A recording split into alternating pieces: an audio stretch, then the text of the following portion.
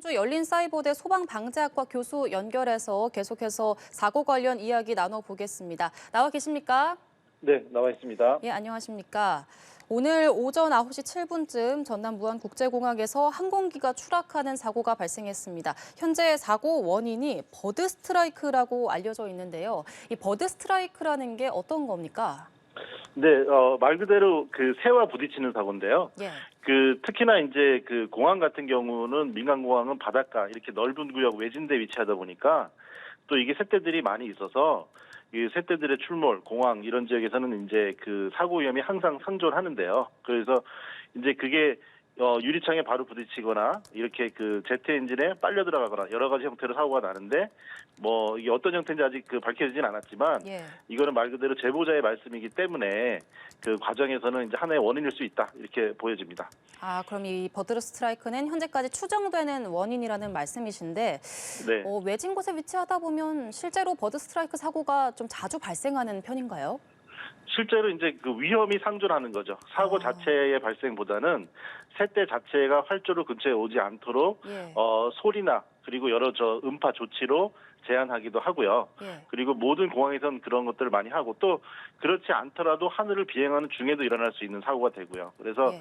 항상 위험은 상존하는데 그 사고가 그렇게 잦은 사례는 아닙니다. 아, 그리고 이 화재가 발생하면서 화재를 소방당국이 진압을 하고 지금 현재 구조 작업이 이루어지고 있다고 하는데요. 이렇게 좀 화재가 크게 발생했을 경우에 이 진화 작업을 어떤 방식으로 진행을 하나요?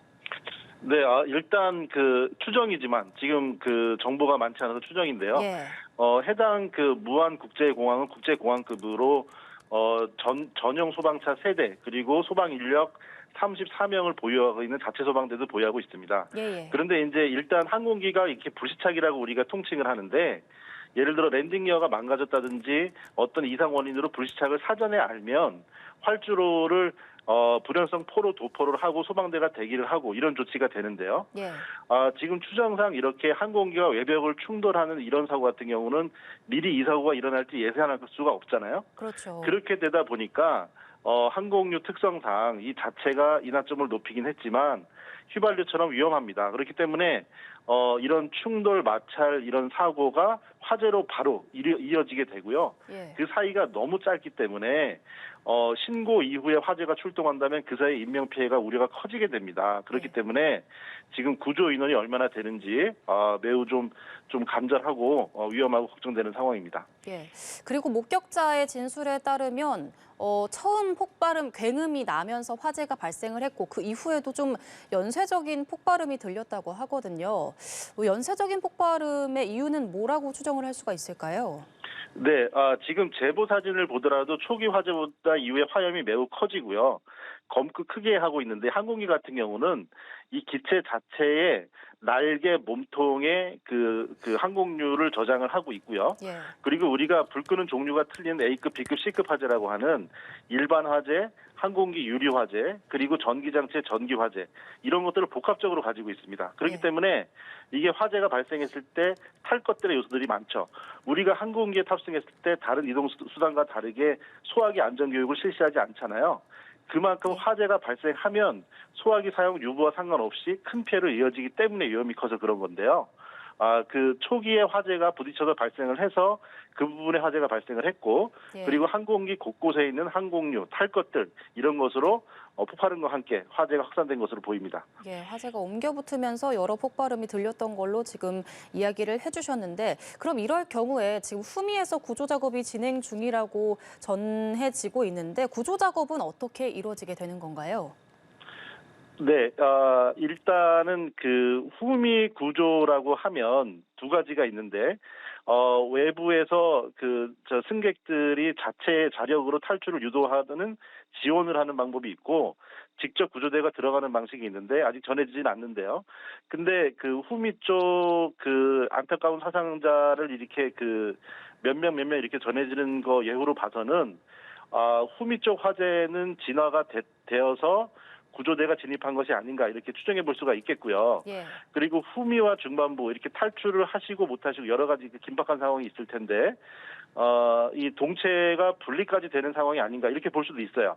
이건 뭐 말씀드린 여러 가지 추정입니다. 그래서 지금 전해지는 여러 가지로 저도 알아봐도 이게 완벽히 신속하게 지금 외부로 전달되지 않을 정도로 진화 구조가 진행되는 상황이라서 좀 그런 그 위험이 있었다고 보여집니다. 예. 그럼 지금 말씀하신 바로는 후미 쪽에는 화재가 어느 정도 진화가 돼서 그쪽에서 구조 작업을 시작한 게 아닐까라고 말씀을 해주셨는데 추정할 수 있죠. 예. 사실 이런 사고 같은 경우에는 비행기 사고는 특히나 화재를 좀 진화를 했다고 하더라도 충분히 뭔가 다시 사고가 발생할 위험이 있잖아요. 바로 이 소화가 됐다고 해서 구조 작업이 가능한 겁니까? 일단 항공기는 최우선이 생존자 구조입니다. 생존자가 비행기에서 그 이탈을 하고 화재 징후가 있던 없던 간에 불시착이 된 상태에서는 즉시 항공기 내부의 승객들이 외부로 구조가 되어야 하고요.